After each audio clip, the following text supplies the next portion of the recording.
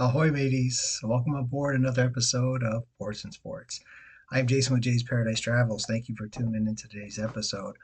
I'm going to go a little off topic, I guess you could say, a little bit. What I'm going to be talking about today doesn't have anything to do with ports, a cruise or anything like that, or even really vacation, I guess, or sports. It's not a sports related topic either. It's more of a production related topic, a theater related topic, and that is talking about the Phantom of the Opera. The Phantom of the Opera, I don't know if you've seen it or not, is a wonderful play. And it was a play that I came to know about when I was only like 8 years old, I think, years ago in the 90s when it came out. And recently I got to see it, and I say recently, really like just 2 days ago, 2 or 3 days ago, depending on when you listen to this, if you listen to this right away.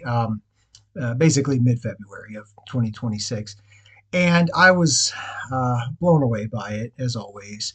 I just wanted to kind of talk to you about it. So, just a little background with myself and my experience with Phantom of the Opera. And I was debating, now that I say that, debating before recording this podcast, do I want to make a podcast that is my experience seeing the Phantom of the Opera, or do I want to put it on Ports and Sports? I decided to put it on Ports and Sports. That way it can be out right away, because when I record these, I post them pretty much right away the next day. But my experience with places, I'll record them and then have them lined up in queue. So it sometimes takes a little while before they get out to you. I wanted to tell you about it right away. In case you do want to go see it, you need me to help you do it since it is on tour. I believe they've moved on from Detroit now, and now they're in St. Louis. I believe was their next stop. I can confirm that. I'd have to look it up. But if it's something possibly you want to go see yourself, uh, that way you're not, by the time you hear it, if you're waiting a month or so, it might be gone from where you want to see it or can see it at. Anyways, but The Phantom of the Opera, again, I don't know if you've seen it or not. It is a musical, an Andrew Lloyd Webber production, something that came out many years ago, decades ago. And there was all over the world, I believe. And I know there was one in the UK that was done. I believe the Phantom there was Michael Crawford, the dude that played in Hello Dolly. He was one of the main actors in that uh, movie from years ago with Barbara Streisand. I grew up listening to two different ones. He was one of them with, I believe, Sarah Brightman was it Brightman or Brighton? Sarah Brighton was Christine, and I grew up listening to that one as well as the Canadian version that included Colm Wilkinson as the Phantom of the Opera. And Colm Wilkinson to me was the goat when it came to the Phantom. I have never seen or heard a better Phantom than Colm Wilkinson. Maybe it's biased because I grew up with it. I don't know.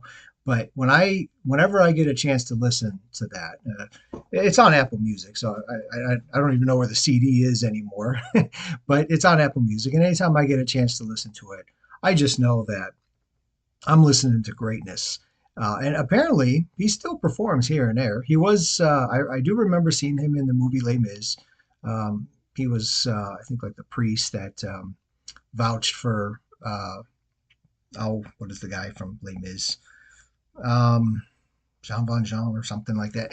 Anyways, he was the one that kind of like vouched for him so he wouldn't get arrested after stealing from him. He was in that, and I think he's even done some stuff other than that. But to me, Colm Wilkinson will always be the GOAT when it comes to the Phantom. Nobody has ever, in my opinion, touched him when it comes to greatness. His voice, the way he carried himself, the way he acted with it, all of it, I think he was the best. Now, there have been plenty of Phantoms that I have seen that I thought have done really well. I remember Paul Stanley was one of them. We've seen him a couple times live in Canada. Paul Stanley, if that sounds familiar, he was from Kiss, the music group from whenever they were around 80s, I think. Um, he was the Phantom for a little while, and we got to see him a couple times. He did a fantastic job. And I remember one time that we saw him. I don't know if he was dealing with a raspy voice or something in his throat or something like that. But after intermission, he came out and rocked it out. And when I say rocked it out, I mean for the role and for what what singing has to be involved. Not he didn't come out and perform a rock concert, but he did a great job. Whatever, I don't know, maybe took some tea during the intermission or something. I don't know. And then there's other Phantoms that I've seen as well. I want to say a name. Jeff Hyslop may have been one of them, and I can't remember who else. Um, and then there's also been, well, obviously there was a movie that came out in 2004. I thought when I was kind of looking stuff up, Andrew Lloyd Webber might have mentioned that they may try to even do a remake because 2004, which I can't believe, it was over 20 years ago when that movie came out with Gerard Butler and Emmy Rossum, who I loved as Christine. I thought she did phenomenal as Christine. Um, yeah, I can't believe that was over 20 years ago. And with Gerard Butler, he did okay. He wasn't my favorite. He did all right.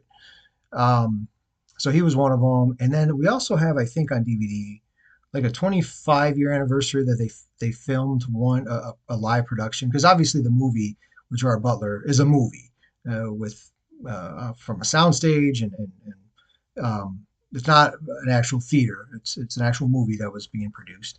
But we do have a DVD of one that was actually at a theater. And I forget where exactly. It's been a while since I've watched it. I think the last time I watched it was maybe during COVID. And I forget the guy.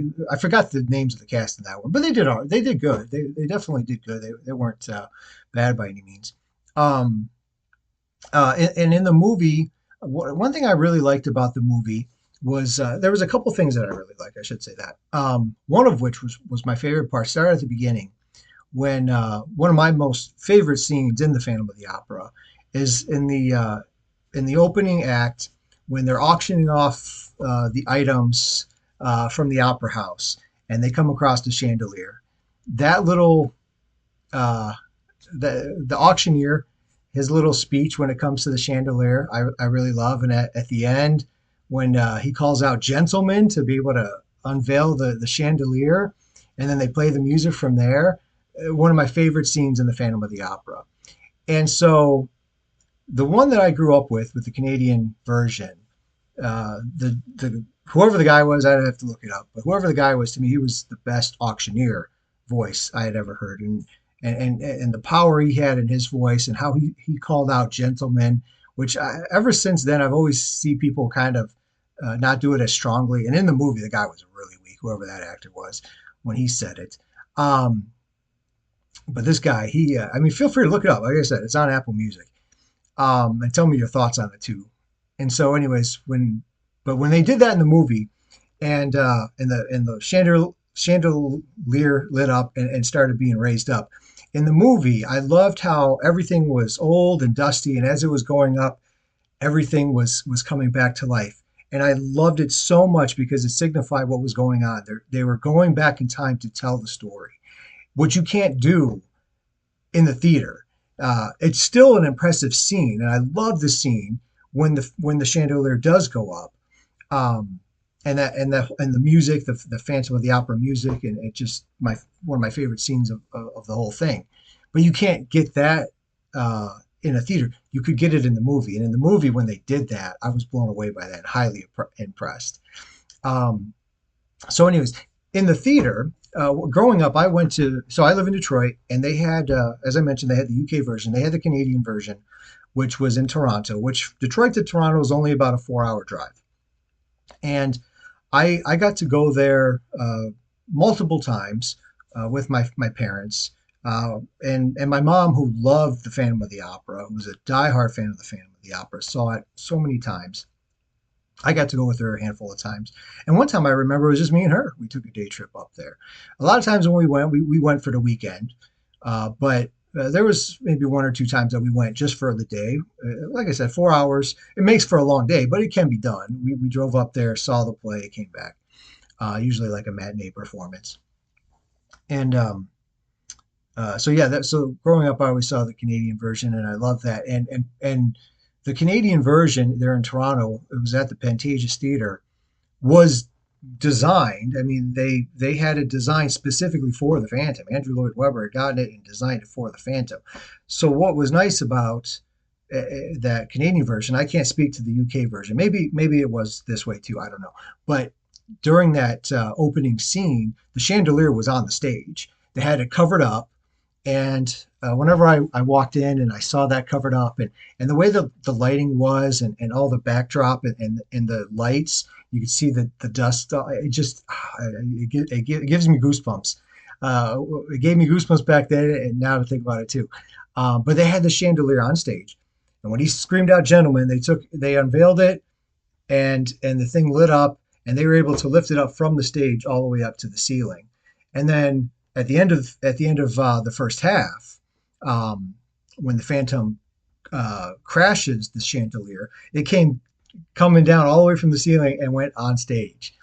Well, that was because the Pantages Theater was equipped for that, as well as I think on Broadway too. I did get to see it on Broadway once when I lived in New York, right before I came back to Michigan, back in like 2004, 2005. It was, ironically, I saw the movie in New York when I lived there in 2004, and then right before I came home, me and my parents got to see it on Broadway. I believe they did that the same thing there too, but the traveling one doesn't always start at the stage. Um, so in this particular case here, when I was in Detroit, when I saw it the other day, it was not on stage. It was kind of like covered up, already hanging. And so once he said "gentlemen," then it kind of unveiled itself and lit up. And it did go up. It was down. It wasn't all the way down, but it was down. And then it started going up slowly.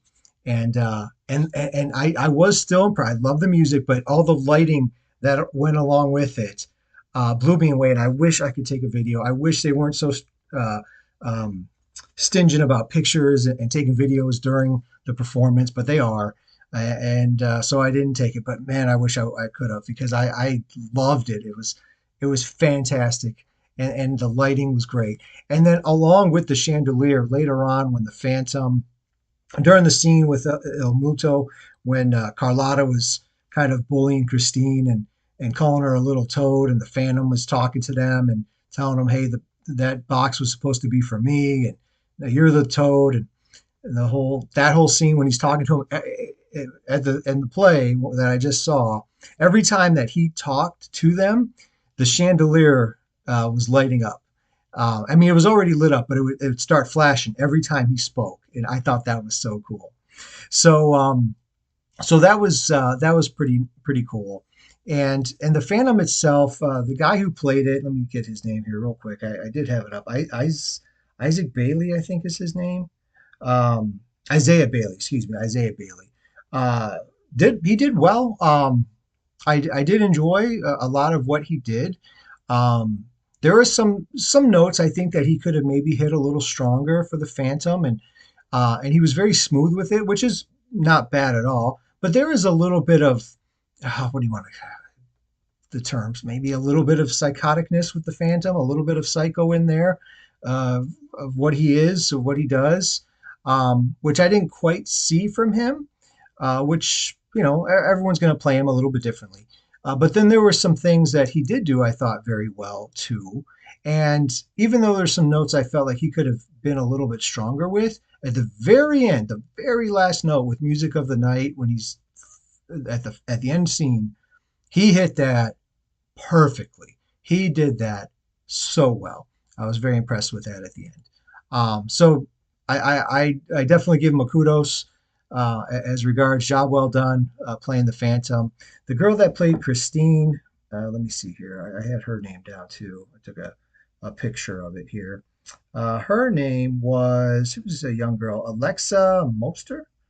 And I thought she did very well too. She had a very nice voice indeed.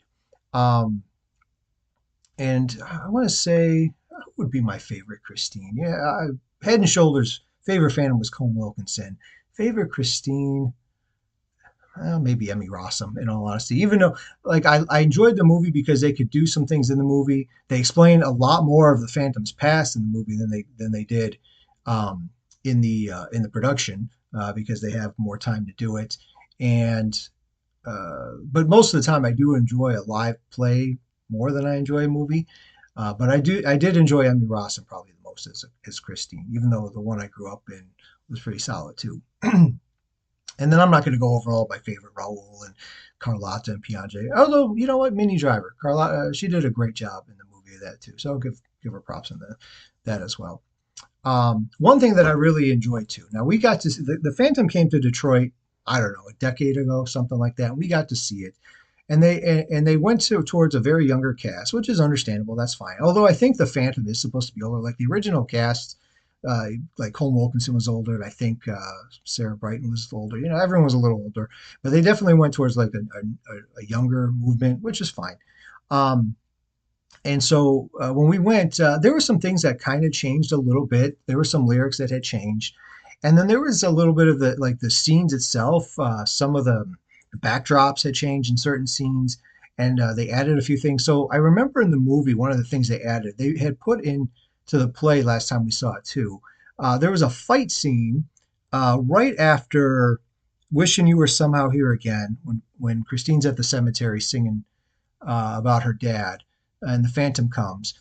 In the movie, there ended up being a fight scene between the Phantom and between Raoul, and they kind of incorporated that in the play the last time I saw it, which isn't bad. It's not it's okay. It's not too bad. But the thing that I grew up with and got accustomed to and loved more was when Raoul like stopped the mesmerizing of the Phantom and what he was doing to Christine there, um, and was trying to take her away. The Phantom confronted him and starts like with whatever staff he holds. He's like kind of shooting fire at him, shooting fireballs at him.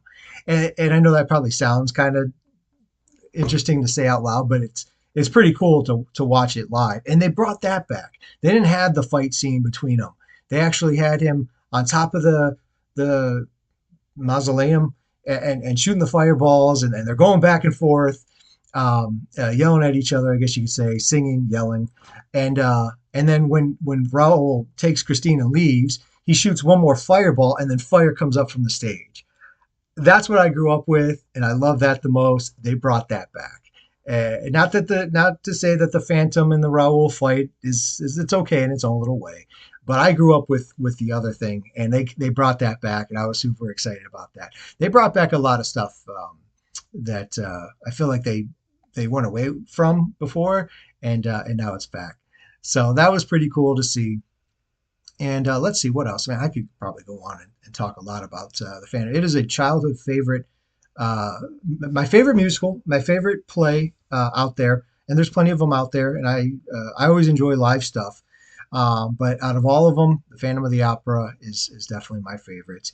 Uh, it's a favorite childhood memory. I've grown up, I've known it for years. My wife has seen it a couple times. She saw it once in California before we got married, before we were together, and then we got to see it together. Like I said, a decade ago here in Detroit, and then it went away. And I think it had to do with COVID. And we were discussing it maybe a year or so ago. Like, is there anywhere that they're playing the Phantom? I mean, I know not like it's not in Toronto anymore. I think they don't have it in the UK, but anywhere else? I mean, um, yeah, I know it's not in London, but anywhere else, somewhere, and kind of looked at it was completely gone, and like, oh, that's kind of a bummer. And I get it with the chandelier and moving all the candelabras in the boat, and I'm sure it's kind of difficult to do it traveling, but they did it at one point. And then sometime later, my wife had sent me something on Instagram. It was like Phantom related, saying, "Did you think I left you for good?" Which is one of the lyrics in right after Masquerade when the Phantom crashes the masquerade party and and tells him he's got his final score of Don Juan. He says that, "Did you think I left you for good?" And that's what it said on the Instagram, and it showed that the Phantom was back. It was coming back on tour. Oh, we were so excited. And then I kind of forgot about it and looked it up and saw that it was coming, and so I ended up buying tickets for us for her anniversary. So her anniversary is back in December, and so I bought tickets beginning of December, showed it to her, and then the play was in February. Well, at least the one that we picked. It's been here in Detroit. I think it was here for maybe a month or something like that. Anyway, they were, I won't lie, they were expensive tickets, the ones that we afford, and they were like, it was sold out. There was just single seats here and there. Trying to get, I couldn't even get two together, let alone three, because my dad came too. We were up in the far corner of the opera house, the Detroit Opera House. My dad was literally in the last row. Selena was in the row after that, and then I was in the row before that. And I was going to give her the row before me, but she let me have it since it was an aisle seat. Like, okay. And we met some nice people there too, which was nice. As I mentioned, my mom was the one that got me into it, and truth be told, and this is hard for me to acknowledge to people and admit to people because it's not something I like to do, but I did get emotional during it because I know how much my mom loved it, and when I started thinking about her during the play, it got me emotional and listening to the songs and thinking of her and of course in the play, Christine lost her dad, and she's still heartbroken about that. I get that now. Last time I seen this production or this play or this or even the movie, whatever. Last time I saw it, my mom was around. Now I can sympathize with Christine. I get it. It's not easy losing a parent, and that heartbreak sticks with you. So I will admit that I don't like to cry in front of people. In fact, I hate it with every fiber of my being. I don't like doing it. And thankfully, it's dark and everyone's watching the play, so no one's seeing me. But I did get emotional at certain times throughout it. Nothing specifically triggered it. It would just I would just think of my mom and random times, and then have to fight back the tears. Anyways, I better stop talking about it because I might start getting emotional here as I do the podcast, and I don't want to do that.